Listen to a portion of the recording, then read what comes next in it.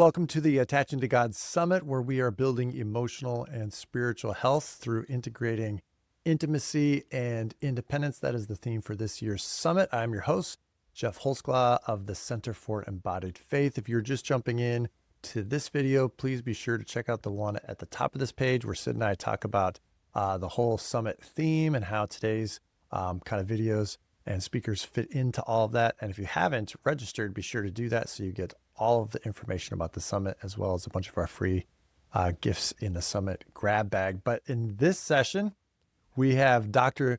Nijay Gupta with us. Dr. Gupta is and I always say this wrong, the Julius R. Mantey Professor. Did I get that right? You got it. Good job. The Professor of New Testament at Northern Seminary. He's the co-host of the Slow Theology podcast and has written numerous books, including Tell Her Story, as well as Strange Religion, and then also The Affections of Jesus Christ. You're also coming out with a book called Slow Theology. Am I right about that? This is not the point of our talk today. I don't know. Okay. Are we on video? I don't know if we are on video. Here it is. Is it out? Or it's is that not. An it comes copy? out. It comes out a little bit later as author copy. But Slow Theology: 8 Practices for Resilient Faith in a Turbulent World. So, excellent. And you co-authored that with AJ. With Swoboda, AJ, we're super excited. This is the stuff I wish I gave myself when I was, 19 years old, looking ahead to some of my great heroes falling from grace and some weird things happening in Christianity. And so we just encourage people to check that out. Yeah. Well, you've been on the podcast a couple times, so maybe we'll have you on to talk about that. But today, thank you so much for joining us. We're going to be talking about Paul, Paul and his letters, Paul the theologian, Paul the guy that sometimes people misunderstand. So could you just tell people a little bit how you got into New Testament studies, how you became a professor, or like your passion around that, and then we're going to jump into Paul. Yeah, I became a Christian as a teenager. I grew up in a Hindu family, and my brother took me to church when I was a teenager, and just actually a lot of it was being accepted by this community of people that loved me unconditionally, and it was a really special thing that kind of changed my life, introduced me to Jesus. Went to college, went to seminary at Gordon Conwell Seminary in the Boston area, and had a chance to study biblical languages, biblical exegesis. I just really fell in love with the Bible, to be honest. And at some point I had to decide what I wanted to do vocationally. And I was interested in missions. I was interested in college ministry. But once I realized you could get paid to study and then tell other people about what you've studied, to me, that's like the greatest trick in the book is I get paid to read and then to tell people what I read. So my vocation really is encouraging, equipping, and coming alongside pastors and ministry leaders and being a champion, being an equipper, a teacher, and doing my part to build up the kingdom. How I became a Pauline scholar is just pure fascination. I just started reading books in biblical studies by people like Richard Hayes, N.T. Wright, Beverly Gaventa, and I just got hooked. I was like, I just love these books. I wasn't a reader. Can you believe that? I wasn't a reader growing up. I can only think of one novel that I read before I turned 18. Wow. It was The Red Badge of Courage, if you're curious. It's for school. For school. Yeah. And college, I barely read any books. And then seminary, I made up for lost time. So a lot of it is just my love for the Bible, my love for meeting God in Scripture, and then eventually becoming a person that does it professionally. Well, we love the Bible here. So we're so glad to have you. This is also a true story. The only book that I have read in high school on my own that wasn't an assignment was the giant Lord of the Rings. Nice. Well, that's a pretty good brag. But no, it's not. What I did is I skipped all of the talking and all of the singing, like, because there's just pages and pages of like dwarf songs and like elf songs. I just skipped to the action. It's orcs are chasing them. Oh, okay, this is interesting. Or there's a battle. So it's like what I do when I rewatch Marvel movies. I just go to the fight scenes. Yeah, okay. That's basically how I read Lord of the Rings. Okay, but we're Stephen Colbert would be very disappointed in you for that, by the way. Yes, I'm sure. But I watched as a defense, I watched all the extended Okay. versions of the Peter That's Jackson. making So up for it. I mean, Okay. that just That helps. this is a little bit. And we did listen on a bunch of road trips one summer. We listened to the whole thing on as an audiobook while we That's a drove. lot. So that was pretty That's a amazing. lot. Yeah.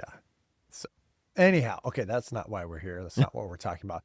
So Paul, a lot of times when, for those who kind of read Paul or hear Paul preached, they think, oh yeah, it's justification by faith, not by works. That's like the main thing, or this, tension between the spirit and the law, or, maybe it's just Paul correcting all the bad behavior of all these churches that he planted.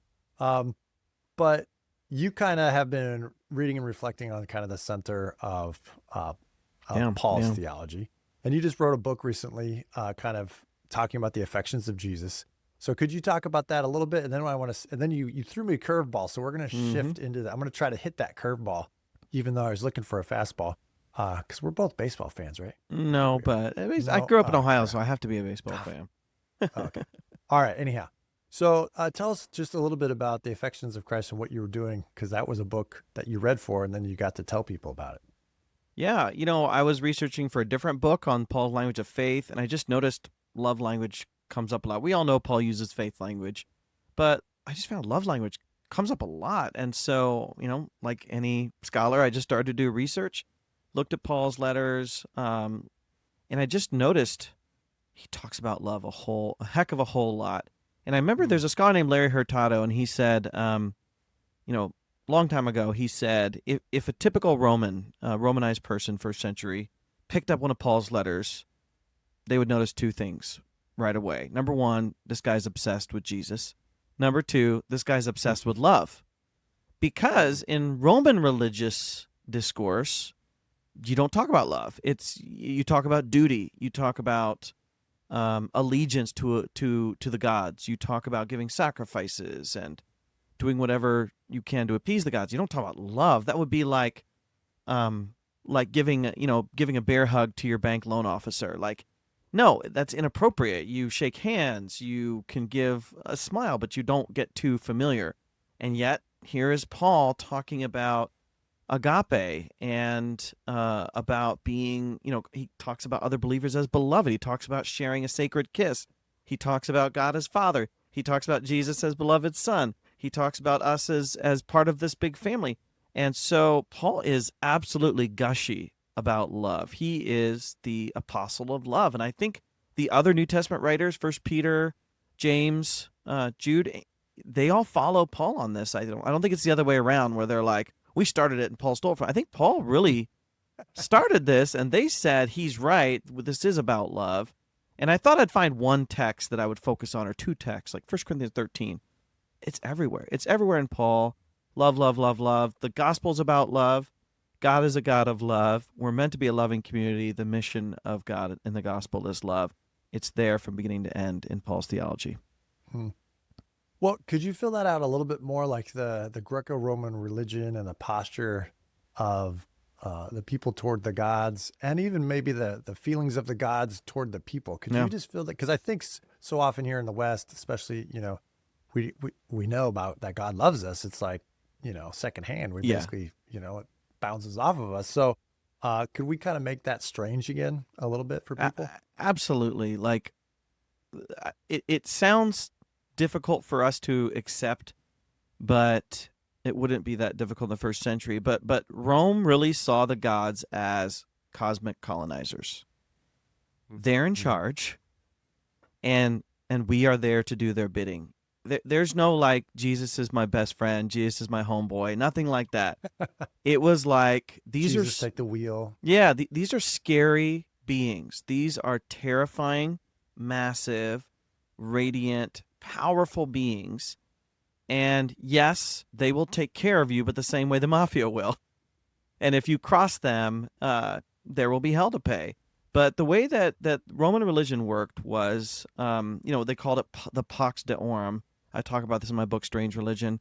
And Pax Deorum means peaceful coexistence with the gods, or fostering peace with the gods. And the gods are not pleasantly disposed towards you. No. The Olympians, they are using you. You're a workforce. You are there to do their bidding. You are there to reflect their glory.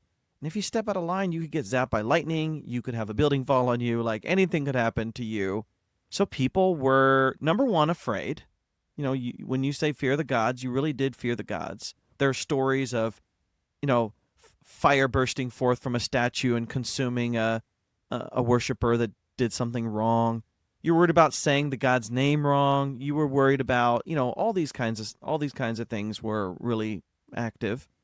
And number two, you wanted to use the gods, meaning if I kiss up in the right ways, I might get a benefit from the gods. And so, we call it quid pro quo, but they called it des, which means I give to you so that you might give to me in return. This was business. This was reciprocity. This was practical. It wasn't love. It wasn't grace. It was essentially a combination of politics and business. You're putting those things together, and you're saying these gods are business managers and overlords, and we are there to keep them happy. And so in that sense, the mafia is probably really good. Yes, the exactly. mixing of politics and business. Well, you mentioned fear. Mm-hmm. Could we, how does, as best as you understand it, like the Old Testament, primarily like the fear of God, like we are called to fear God. Sure. Is that similar or different than to what you were just explaining for these Greco-Roman kind of relationships? It is both similar and different. So I have 3 teen children, and I want to be their friends. Like my son and I will play video games together, and my oldest and I will do sports stuff together. My youngest and I will listen to music and sing together in the car. We're friends, but we all know there's a line they can cross where they say something inappropriate or they take advantage of my kindness, and they flaunt a curfew or whatever it is. And then you got to put your foot down, right? And you say, okay, wait a second. I'm not your buddy. I'm your parent. And I think it's that way with Yahweh in the Old Testament, where he's like, I love you. You're my children. We're family. This is a covenant. We're in this together. And then they take God for granted. He says, whoa, whoa, whoa, whoa, whoa, wait a second. There are real consequences to not respecting who I am, how I'm different than you. How many times have I said to my parents, how many times I said to my children, I'm the parent, you're the child. So I have to say that a lot because there's this tension of love, mutuality, but also there's a difference of function in this relationship, right? They learn from me, not the other way around. I tell them, you have to earn the right to talk back to me.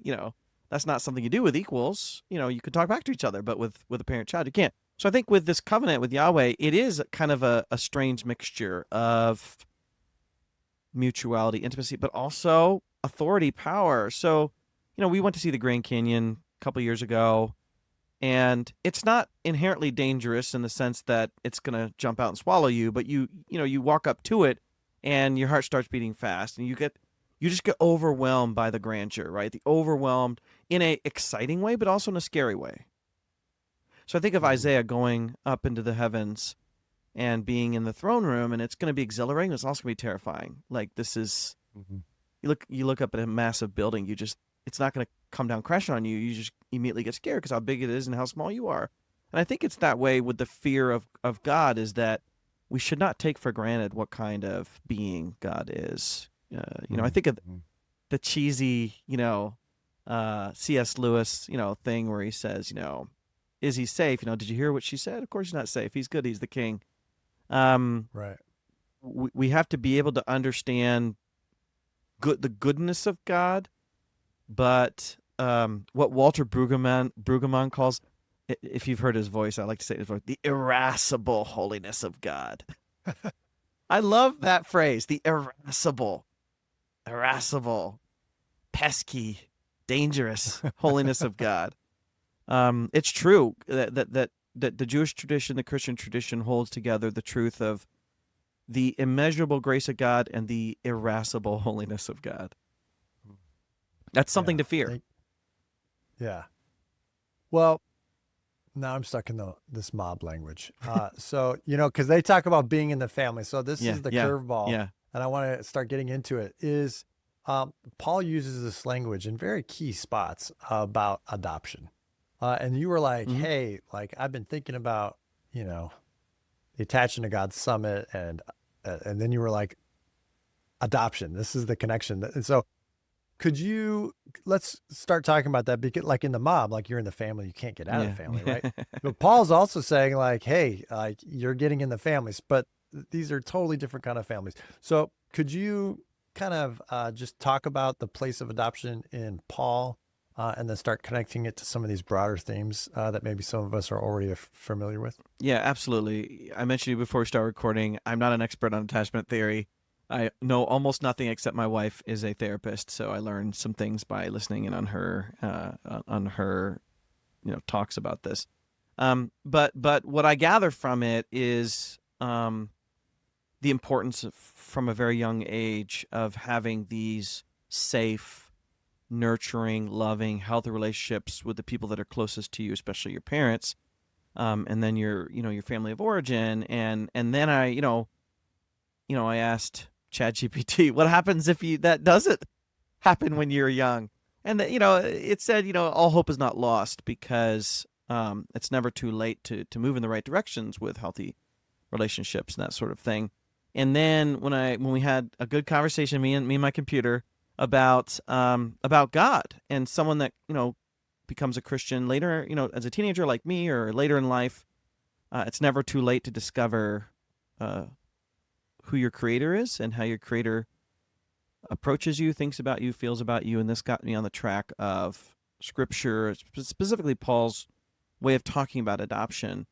I'm going to say it's completely unlike what I thought it was, the way that Paul thinks about adoption. However, once you realize what he's talking about, it's actually even cooler than what we kind of heard in sermons when we were younger. So let me say, I'm gonna get into the weeds here, Jeff. So All right. we're I gonna do like some it. I'm nerdy ready. Greek stuff. So we're talking about Galatians, Romans, and Ephesians, which all talk about this. So I'll give you one example here. Galatians 4. But when the fullness of time had come, God sent his Son, born of a woman, born under the law, in order to redeem those who are under the law, so that we might receive adoption as children. And because you are children, God has sent the Spirit of his Son into our hearts, crying, Abba, Father. Okay. The Greek word for adoption in our English translations is huiothesia, and it literally means to be put in the place of a son. Now that's going to raise some questions there, because then you're asking, what about daughters and all sorts of stuff. You have to understand why adoption was legally utilized in the Roman world. It's not what you think. Today, when you think about adoption, especially in the Western world, you adopt people because, for, I would guess, two reasons. One is parents who can't have children, or who have more love to give than the current biological children they have. And number two, a sense of compassion on those who don't have, right? Who don't have parents, or who don't have enough, that sort of thing. This is not actually the concept of huiothesia at all.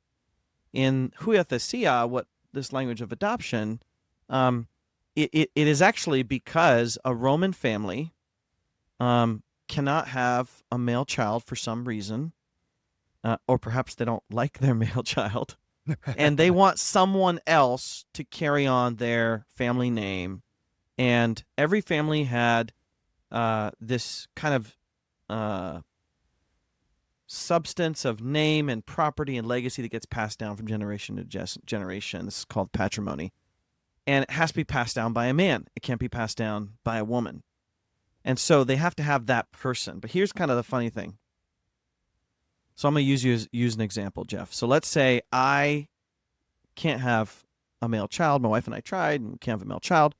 So let's say I wanted someone to carry on the family name. Let's say I wanted to be you because you're handsome and successful.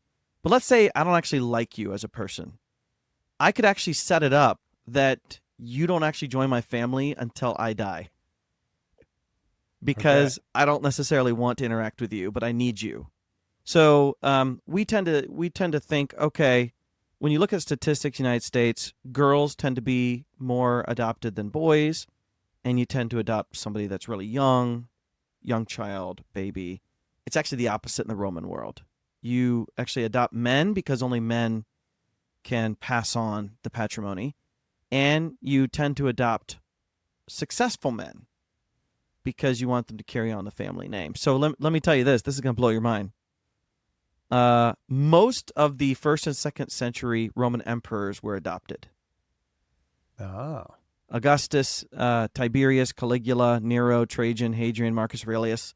Why? Because I think if I adopt Marcus Aurelius, he'll have a better shot at this than my own son, or I can't have a son. So instead of it being a stereotype about kind of people down their luck, it was actually about the lives of the rich and famous. Adoption was actually a process to bring someone important into your family to carry on your family name. It wasn't at all about compassion. There was zero. Now, having said that, that doesn't mean Roman people weren't compassionate. If I saw someone down their luck in an alley and I wanted to bring them into my family, a young child, I would just do that and I wouldn't have to adopt them. I would just bring them home and I would just feed them, clothe them, take care of them. If I could make them my slave and then they'd be under my care, whatever. There's a million different ways to do it. You wouldn't necessarily use huiothesia to do that. But here's what's really interesting about that is, do you have siblings, Jeff? I do. You have siblings. Twin brother. Okay, even better. Brother and a sister. Even better. Well, I have 2 brothers, and you know that in a family, it's competitive. Like who gets the car, who gets the who doesn't get the hand-me-downs. It's not, so I used to wonder about being adopted into God's family. Okay, but he has got all these children, and there's definitely haves and have-nots in a big family, right? Who gets the car? Who gets to use the car, and who gets to who gets the bigger bedroom? Here's what's fascinating about the way Paul thinks about it. The way Paul thinks about it is not just that we all get adopted into God's family, but that we get adopted into God's family and we all gain the status of the one Son, Jesus Christ. So this is where the work of the Holy Spirit comes in. Let's go back to that text. God sent the Spirit of His Son into our hearts, crying, Abba, Father. What does that mean? That means in a family with lots of children, they might be clamoring for the parents' attention, and only the oldest son, let's say, gets it. In this case, Jesus is the only son. We get Jesus' voice in the family. Every single one of us, regardless of ethnicity, regardless of gender, regardless of geography, regardless of language, regardless of social status. So think about how freeing and equalizing that is. What does Paul say in Romans? He says, Romans 8, you did not receive a spirit of slavery to fall back into fear. There's that fear again. But you've received a spirit of adoption. We cry, Abba, Father. Abba is a language of intimacy. It's not daddy. It's the language that we use for our own parents or our own beloved family members. And so it's a language of intimacy. It's not baby language. It's not child language. It's language of intimacy. And so we get the role of Jesus in the family no matter who we are in terms of how God views us. That's pretty cool. I think that tells us a lot about the gospel. I want to read something to you, and then you can kind of come back at me with comments or questions. I wrote this in a book that's coming out later on, but I'm just going to read you a little excerpt. In the ancient world, gods had titles that reflected their supremacy and grandeur. Apollo was known as rouser of armies, Ares, destroyer of city walls, Cronus, the all-powerful, Hermes, the giant killer, and Zeus, the wielder of dazzling bolt and marshal of thunderheads. These divine titles reflect violence, domination, weaponry, and shows of power. And certainly God the Father and Jesus are deserving of grandiose titles like Lord and Sovereign. But it's interesting to me at the beginning of 2 Corinthians, Paul refers to God as the Father of compassion and the God of all comfort. Who is the God we Christians worship? The Father of compassion and the God of all comfort. If that doesn't change your mind about Paul, I don't know. You need to think about that more. Read 2 Corinthians. Well, I've been reading tons and tons of the Psalms lately, and I just feel, obviously, Paul was raised on the Psalms. And so my sense is that he's channeling that. Right? The psalmists are always Yes. crying out for help. Uh, the God of mercy, the God of compassion. The We are like, covenant. The covenant is a compassionate yeah, the covenant. relationship. Yeah, yeah. Um, so Abba is not like the daddy kind of childish intimacy, but it's more of the language of intimacy, of familiarity, of having access, of being in. I think I heard you say something like, so for with adoption, we're not just in the family, but we're in the place of like the favorite. Yeah, Like all of us are the favorites. that's exactly right. I'll tell you a Yeah. story that will kind of capture your imagination. I'll tell the short version of it. I was flying to a conference, and the guy, one of my buddies who's in charge of the conference, he bought the tickets for me. And I was flying home, and my flight got canceled, and there was all these issues with flying from Santa Barbara to San Francisco, and then I live in Portland. And I thought, there's no way I'm getting on this. I got there early enough to the airport that the flight before mine was going to be taking off. So they said, you want to try standby, but there's like everybody on your flight is trying to get on this early flight. I thought, oh, okay, whatever. Might as well try. And I look up at the screen. There's maybe 100 people trying to get on this plane. I look up at the screen. I'm like number 2 on the list. And I'm like, how in the Okay. heck did that happen? We found out later on that we think because Scott booked it and Scott flies all the time, his flight status was attributed to me. Uh-huh. Okay. So back then, I didn't travel very much. I didn't have any flight status. I was nothing in the eyes of the airlines, but because I rode on Scott's flight status, I actually ended up getting home earlier than my original itinerary, even though my flight was canceled. That's a taste of what this means. That like Jesus holds all the cards, and he says, "You can stand in my place. You can sit on my lap while I drive, and you can hold the steering wheel. You get to sit at my seat at the table." I mean, it's a pretty amazing concept that not just that you're a child of God. Okay, he has 7 billion children. Okay, it's that you get to speak with Christ's voice, or that Christ speaks for you before God as a son. So if you're a daughter, if you're a woman, you're a daughter son because you're in the son, right? And if you're a son, you're a son. Right. It's a pretty interesting concept. And whichever one you are, continue on with Galatians 4, you are no longer slaves. That's right. That's what you're not. Yeah, You're not with a fear. slave, Yeah, but to you're a be a child. slave is to Yeah. be in fear, and to be a child is to know you're safe. I think of Colossians chapter 1, where Paul says, "You've been transferred from the power of darkness in the kingdom of the beloved Son." How many of us have spent time in the power of darkness, and you're alone, and you're afraid, and you're lost, and you feel like there's no hope, and then you're in the kingdom of beloved Son, and you're protected, you're safe. So what happens for Paul? He uses this language, and all this happens through faith. But Paul is talking to whole communities of people. So how, we're using in the summit, we're talking about like building emotional and spiritual health, intimacy and independence, right? Those aren't Paul's words, right? But No. does he speak to like something like building healthy relationships? What does this adoption idea, like, how does that fit together? Does I it fit mean, together? a really good place to look is something like Romans 14 and 15, or Romans 12 through 15, where Paul is talking about how to be a part of a loving but messy community. And every family is a loving and messy community. And every church is a loving and messy community. And so he'll say things like, turn towards one another, don't judge one another. I mean, really simple thing. Welcome each other as Christ has welcomed you. And or you might say, embrace one another as Christ has embraced you. So I think one aspect that he talks about of healthy relationships is learn from Christ. Learn from Christ what a healthy relationship looks like.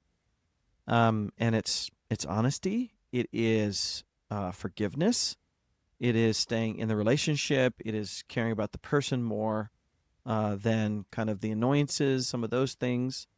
One of my favorite relational moments is actually in Philippians chapter 4, where Paul is addressing conflict between two women leaders in the church. Their names are Euodia and Syntyche. And they have some beef, and it has to be pretty big to make it in the letter. It can't be just a minor spat. And I love what he does there. He exhorts each one on equal grounds. He says, hey, Euodia, I want you to come towards Syntyche. Hey, Syntyche, I want you to come towards Euodia. He doesn't take sides. He wants unity between them, so he doesn't say someone has to just give up their thoughts or their dignity. And he invites assistance. He says, hey, fellow yoke person. He doesn't name who it is, but I think it's probably Epaphroditus or Timothy. He says, hey, assist them. And then he says, why? Because they stand side by side with me as co-workers in the work of the gospel. He commends them both on equal grounds. He says their names are in the book of life, meaning there's going to be a special page for great leaders like these people. And what we can learn about this is Paul wasn't these cut and run kind of leader where let's just fire this person. Let's get rid of that person. Let's bury this person. He's like, we need to do relationship healing the right way. It's going to take time. It's going to take mediation. We're going to have to show the good qualities of each person. We need to call each person to the table. I think of Miroslav Volf's really excellent work on exclusion and embrace. Talks about how to do reconciliation the right way. Christians often don't do reconciliation the right way. Either they do kiss and make up without doing the hard work, or they do, split up and never to be brought together again. And when it's just kiss and make up, Volf calls it cheap reconciliation, like Bonhoeffer's cheap grace. And one thing he says, which has kind of stuck with me, that Volf says, which I think applies to the way Paul approaches this, is when two people have some conflict, they need to come together. He says, you can't just throw them together. They can't just embrace, because there might need to be measures of safety. There needs to be truth-telling and all that. But he says each one must have the will to embrace. I love that. The first step is not embrace, but certainly early on, each person must have the will to embrace.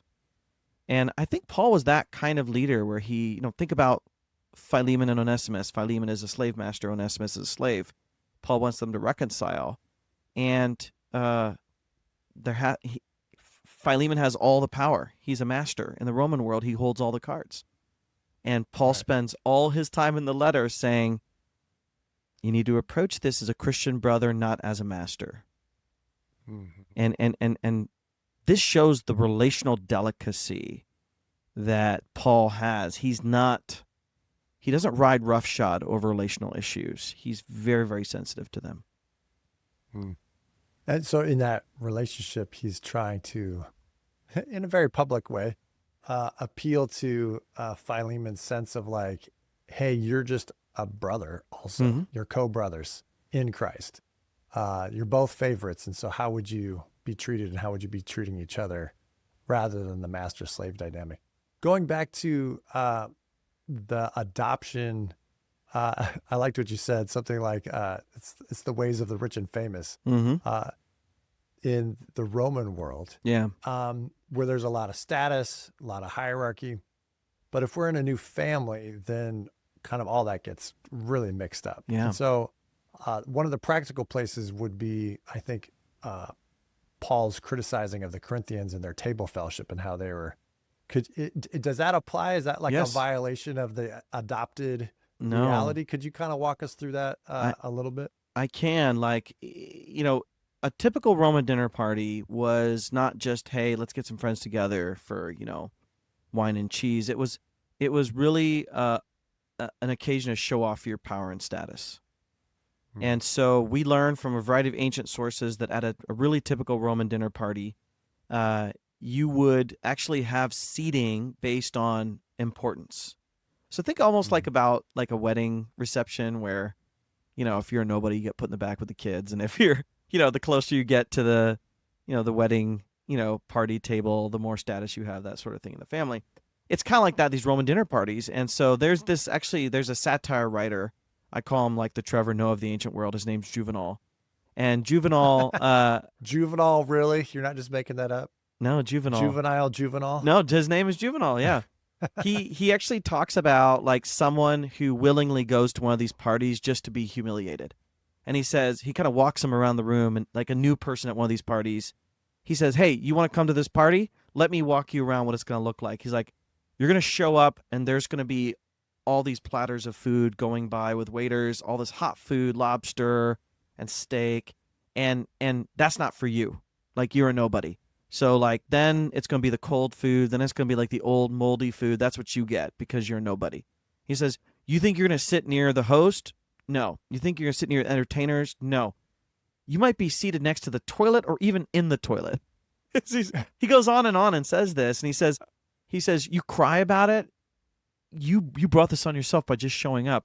So he actually paints a picture. It is satire, but he's painting a picture of what one of these gatherings would actually look like. And we do get it. You were kind of anticipating this 1 Corinthians 11, where Paul has to actually admonish the Corinthians and say, you cannot turn the Lord's table into just another show-off banquet, because some people are showing up early, eating all the food. You invite other people late. There's no food. There's no drink. People are starving while other people. I don't know if you're a Hunger Games person, but my daughter and I like the books and movies. Yeah. And you have the Capitol, and you have the people in the Capitol, and then you have Katniss, who comes from the districts, and the people in the Capitol, like, there's all this lavish food, and then Katniss says, how can you eat all this food? And they're like, oh, you drink this drink and you throw up and you eat more. And she's thinking, like, we don't have any food in our district, and here you're even throwing up to eat more food. And this Star Wars and Hunger Games are ripoffs of the Roman Empire. They're just spinning out themes. It's pretty transparent. Spinning out themes. Even Panem, the name of the kind of world there, Panem, comes from Juvenal, by the way. He said, really? Yeah, the emperor mistreats you, but you love him because he gives you bread and circuses. Panem circuses, which means pan is bread. Panem circuses. Oh, wow. So Panem is bread and circuses, which means they entertain you to keep you distracted so you don't realize how horrible life is. So this is exactly what's going on in the Corinthian church. And he has to tell them, you're just Christianizing Rome and it's not working. And you have to go back to who Christ is. And you could turn to Philippians 2 to see that. He humbled himself. He lowered himself. Do nothing out of selfish ambition or vain conceit. In humility, consider others higher than yourselves. Look not to your own interest, but the interest of others. This is the cruciform way. This is the Christ way. This is the family way, right? We share. We take care of one another. So you're absolutely right that the first instinct is for people just to slap the name of Jesus on Rome. And Paul has to go around and say, we have to actually change the whole system to make it more benevolent, more unified, more destabilized, so that we can come to each other as humble brothers and sisters. Yeah. Well, that statement of humble brothers and sisters, maybe we could kind of end with that, because on the one hand, we are being elevated in the Son. Mm-hmm. We're being adopted and elevated. But practically in the world, and the way Paul talks a lot, is he talks about humility. He talks about how, in Philippians 2, the Son did not consider equality with God something to be grasped, but emptied himself and became a servant and a slave, even unto death. So could you kind of pair that a little bit? Practically, Paul seems to also be talking about, like, there's this, I don't want to say debasement, but there is this humility. Like, could you just kind of match those two things? We're raised up in Christ, but we're also racing our way down, which is can be very confusing here. In 2 Corinthians chapter 1, I think explains it really well, that we're all seeking this fulfillment, right? And we're trying to get away from suffering. We're trying to get away from emptiness. And what Paul says is, hey, in God and Christ, we have this chance to be filled up, and filled up so full that we can actually overflow and splash over to other people. And I think when we find that fulfillment in the gospel, when we find that fulfillment in God, when we find that fulfillment in a relationship with Jesus and in the church, it takes our attention off the kind of fulfillment pangs, and then we can really turn to others. I mean, we can pour ourselves out into others. My wife, who's always helping keeping me healthy, mentally, spiritually, in all ways. I'm kind of workaholic. I'm kind of, never take a break, never rest. And she's like, if you don't fill yourself up, how are you going to be useful to other people? So I think you can have it both ways. We can be completely, as Paul says in Ephesians, we're raised up in the heavenly realms with Christ. And yet because of that, precisely for that reason, we can spend ourselves in service. Paul says to the Corinthians, I'd gladly spend and be spent for you. Yeah. And he says that because he knows the secret of contentment is in being filled up by God. That doesn't mean we enable unhealthy patterns. It doesn't mean we justify workaholism. It doesn't mean we let people stomp all over us. But it does mean we can sort of get out of our own way sometimes and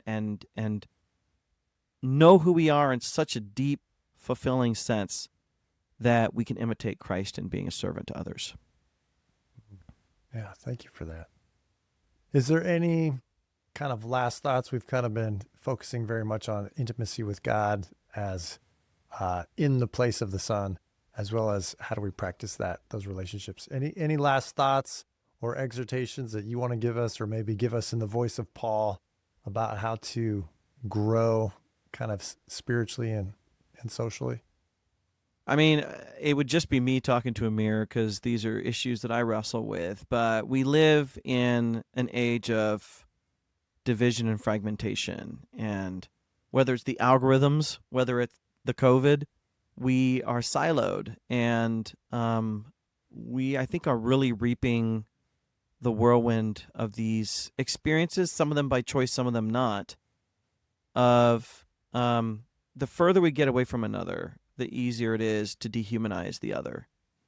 And so I would just encourage people, I know still feels like we're just kind of recovering from the pandemic, but lean into messy relationships, lean into work relationships, or lean into church relationships. It's hard for me to do. I'm used to being on my own. I work from home.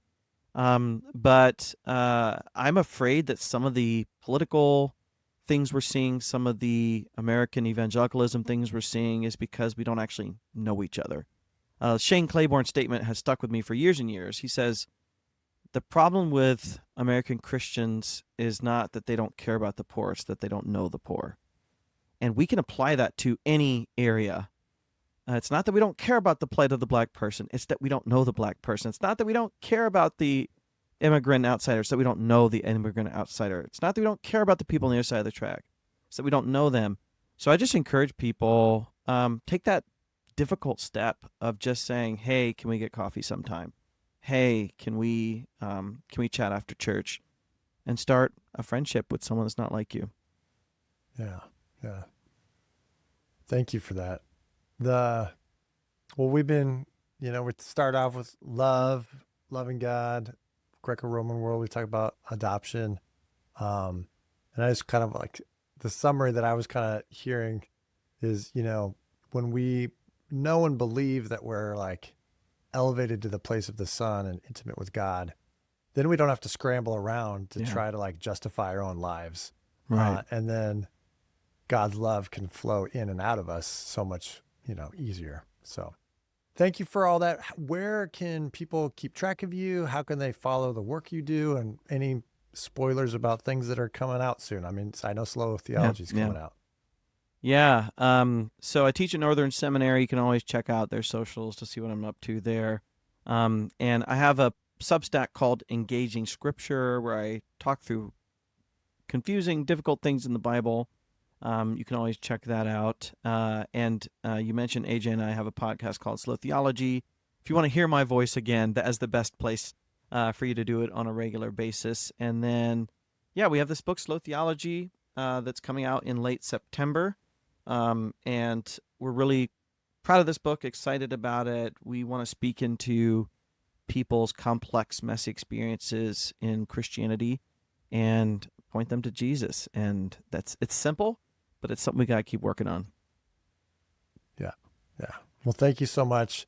And I'm sure we'll do this again sometime, I'm sure. Well, thanks for the invite. Great conversation. Thanks, Jeff.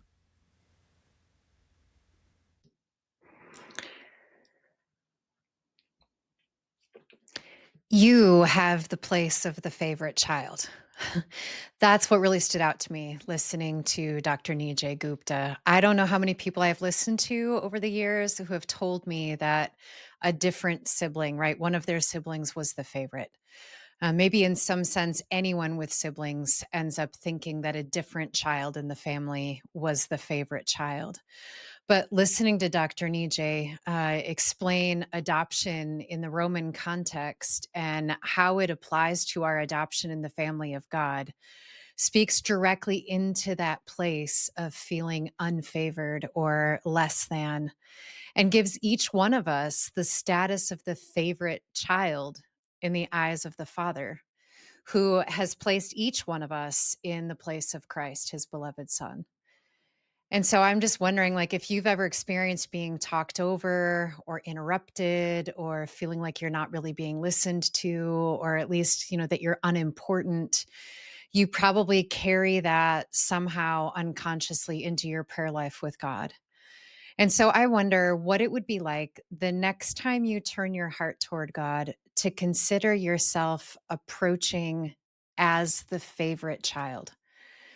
Not in an entitled way to be taken advantage of, but in the assurance of knowing that when you speak, God turns towards you with attention, with a desire to hear from you, and he listens to you with the same kind of attention that he gives to his one and only son, Jesus. And that is good news. You are the favorite child of the Father.